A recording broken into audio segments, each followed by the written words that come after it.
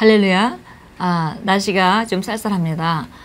그러나 우리가 그 가운데서도 정말 그 변함없는 하나님의 사랑이 우리를 향해서 언제나 사계절, 더울 때나 따뜻할 때나 봄에 꽃이 필 때나 언제나 우리 사랑을 우리가 느낄 때에 우리가 어떤 상황도 우리가 즐길 수가 있습니다. 예, 때로 눈이 오고 아름답기도 한 겨울입니다. 그러나 또 우리가 그 육신적으로 접근하게 되면 추워서 움츠려지고 그러는 그 시간이기도 한데요. 그러나 오늘도 우리가 하나님의 말씀을 선포하면서 우리가 우위에서 지배하는 자로 통치자로 살기로 우리가 결단합니다. 예, 오늘 2월 7일 수요일입니다. 우리가 함께 나누는 말씀의 제목은 능력을 구하지 말고 능력을 선포하십시오. 예, 정말 우리가 잘 알아야 하는 그런 그리고 알고 뿐만이 아니라 우리 삶에 훈련해야 하는 그런 그 주제가 되겠습니다. 에베소 3장 14절부터 16절까지 읽습니다. 이러므로 내가 하늘과 땅에 있는 각 족속에게 이름을 주신 아버지 앞에 무릎을 꿇고 비노니 그의 영광의 풍성함을 따라 그의 성령으로 말미암아 너희 속사람을 능력으로 강건하게 하시오며. 예, 그래서 사도 바울이 기도할 때에 에베소 사람들을 위해서 기도할 때에 영광의 풍성함, 그 하나님의 영광의 풍성함을 따라 그 성령의 능력으로 너희가 속사람이 강건해지기를 내가 기도한다 그랬습니다. 빌립보서 4장 13절입니다. 내게 능력 주시는 자 안에서 내가 모든 것을 할 수 있느니라.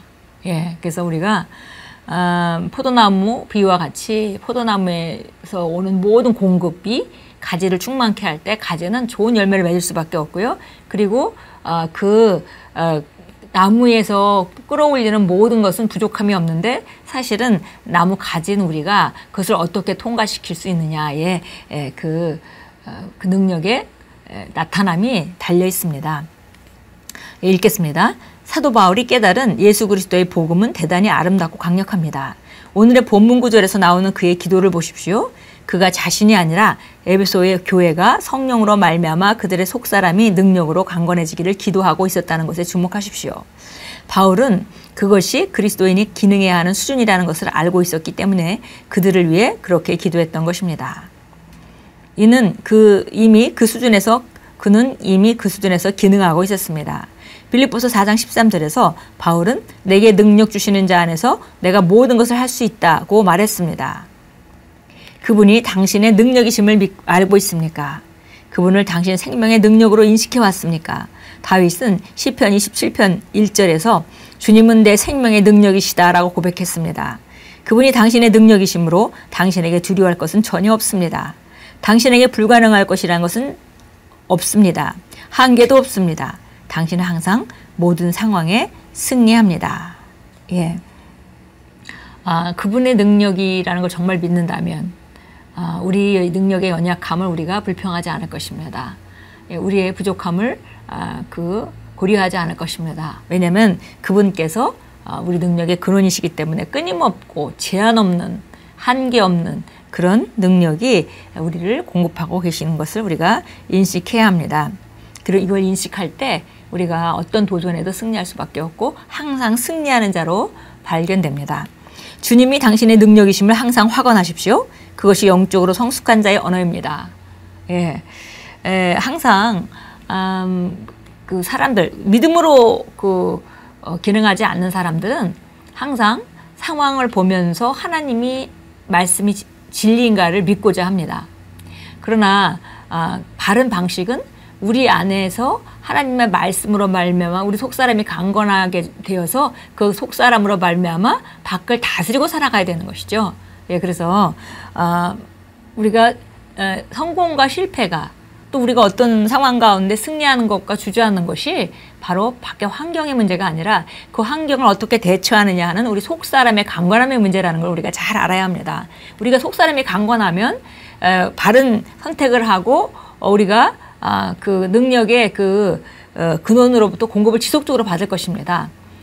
그런데 속사람이 약하면 환경을 보면서 속사람이 주저앉아 버리면 우리 안에 능력의 근원이신 그분으로부터 모든 공급을 우리 자신이 끊어버리는 그런 결과를 초래하게 됩니다.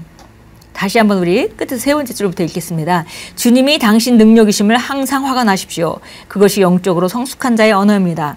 하나님께 능력을 구하지 말고 그분이 당신의 능력이심을 확언하십시오.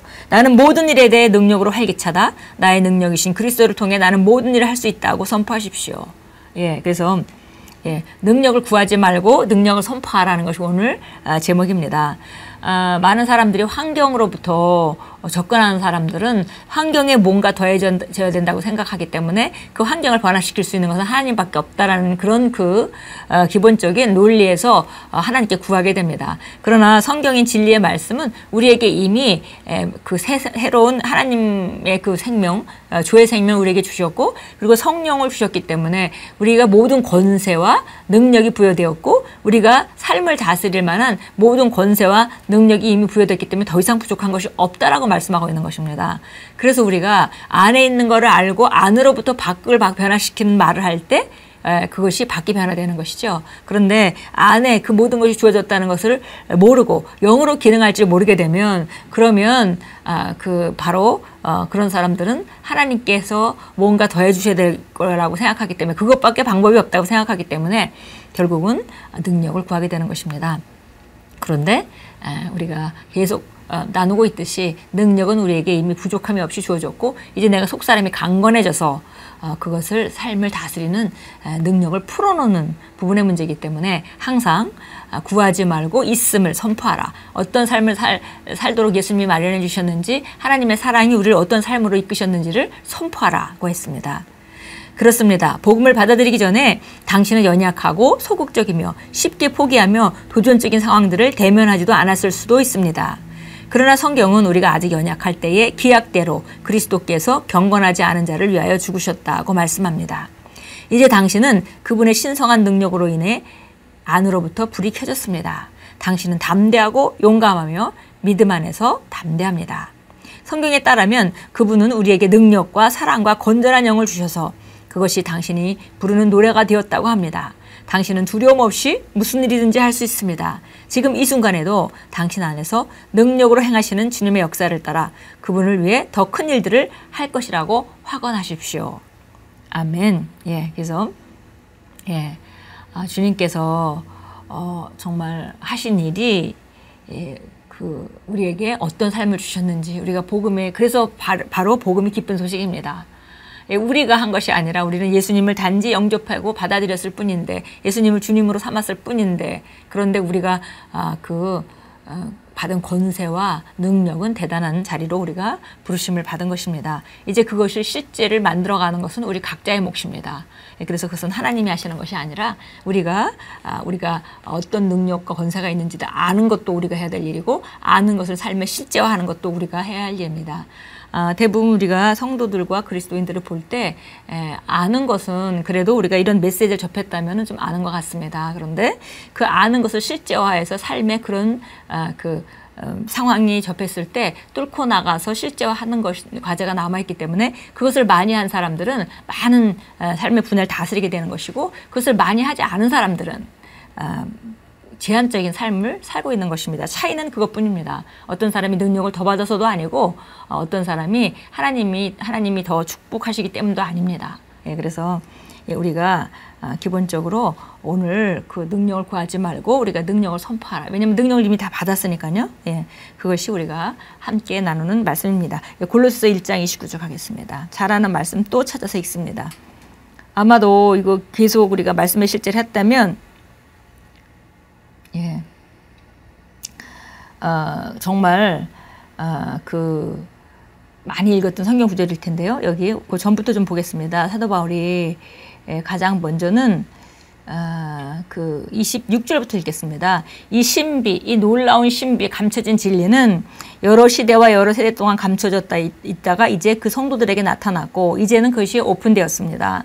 하나님께서는 이들에게 이방인들 가운데 이 신비의 영광의 풍요함이 어떠한지를 알리고자 하셨으니 그래서 이 신비가 얼마나 놀라운지 하나님은 우리를 통해서 딴 사람한테 알리고자 하셨습니다. 이 신비는 너희 안에 계신 그리스도니 영광의 소망이니라. 우리가 겉모양으로 볼 때 그렇게 탁월한 자가 아니었는데 이 신비 우리 안에 계신 그리스도로 말미암아 살아갈 때 우리가 어떤 삶을 살 수 있는지 그 아름다움을 우리가 전시하면서 살아가기를 하나님께서 기대하시고 그것으로 말미암아 다른 사람들이 정말 하나님의 영광의 풍성함을 알기를 원하십니다. 우리가 그를 전파하고 각 사람을 훈계하여 모든 지혜로 가르침은 각 사람을 그리스도 예수 안에서 온전하게 제시하려는 것이라. 그래서 이제 제시가 남아 있죠. 왜냐하면 예수님을 믿고 선포하는 순간에 구원받으면은 이 자리로 올라오는 것이기 때문에 우리가 먼저는 전파하고 그 다음에는 그걸 잘 가르쳐서 각 사람을 잘 가르쳐 가지고 바로 하나님이 어떤 삶을 주셨는지 온전한 자로 세우기 위해서 우리가 가르친다 이렇게 얘기를 했습니다. 그러니까 우리가 하는 일은 두 가지입니다. 영광의 풍요함이 어떠한지 다른 사람에게 선포하려고 우리가 다른 사람에게 주 예수 그리스도를 전파하고 그리고 또 예수님을 영접한 사람이라면 훈계하고 지혜로 잘 가르쳐서 온전케 하고 이렇게 사도 바울이 말하면서 또 마지막으로 이렇게 말합니다.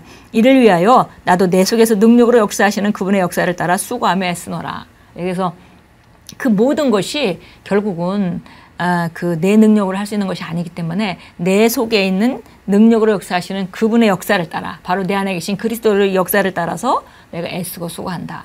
내가 애쓰고 수고하고 누굴 찾아가고 복음을 전파하고 하는 것은 내가 하는 일이지만 그러나 내 안에서 역사하시는 그분의 역사를 따라 그분이 지혜를 따라 그분의 능력을 따라 수고한다고 말했습니다. 출애굽기 15장 2절 가겠습니다. 출애굽기 15장 2절입니다. 주는 나의 힘이시요 노래시며 주는 나의 구원이 되셨도다. 주는 나의 하나님이시니 내가 주께 처소를 예비하겠으며 내 조상의 하나님이신 주를 드높이리로다.